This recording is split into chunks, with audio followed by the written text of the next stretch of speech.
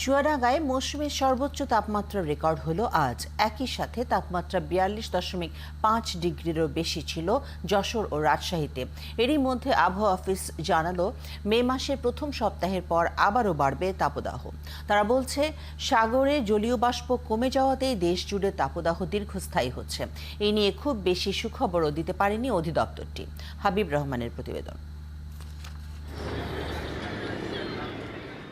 জলবায়ু পরিবর্তন আর এল নিনোর প্রভাবে বঙ্গোপসাগর ও আরব সাগরে পর্যাপ্ত জলীয়বাষ্প তৈরি হতে পারছে না।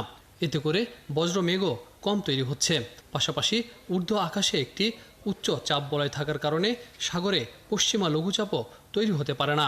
এতে ভারতীয় উপমহাদেশ ও দক্ষিণ এশিয়া জুড়েই তাপপ্রবাহ তৈরি হয়েছে। পরিবেশের এই বৈরী আচরণে জ্বলন্ত সূর্যের দাপটে পুরো দেশ। তীব্র রোদে সবচেয়ে কঠিন জীবন সংগ্রামের মুখোমুখি শ্রমজীবী মানুষ। গেল ৭৬ বছরেও এমন দীর্ঘস্থায়ী তাপপ্রবাহ দেখেনি দেশবাসী। এরকম গরম তো আমার জন্ম আমি জীবনে দেখি নাই যে এরকম বাংলাদেশে গরম পড়ে। এই বছর তো দেখা যাচ্ছে হলো একবারে পুরো গরমের তাপমাত্রাটা অনেক বেশি।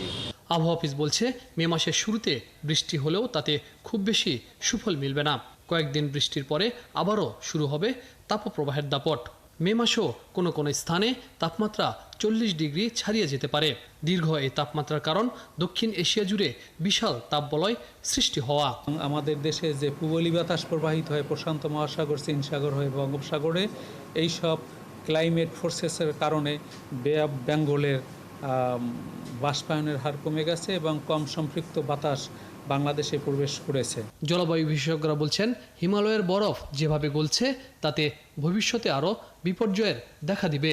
অ্যান্টার্কটিকা মহাদেশে গত বছর অ্যাভারেজ টেম্পারেচার ছিল 38.5 ডিগ্রি। এটা ওনারা বলছে আনপ্রেসিডেন্টেড, বিজ্ঞানীরা বলছে, যা এটা আমরা ইভেন কল্পনাও তো আনতে পারি না।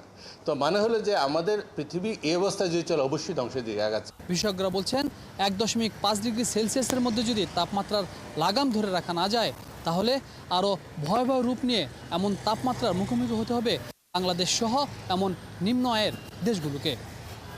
হাবিব রহমান, ৭১, ঢাকা।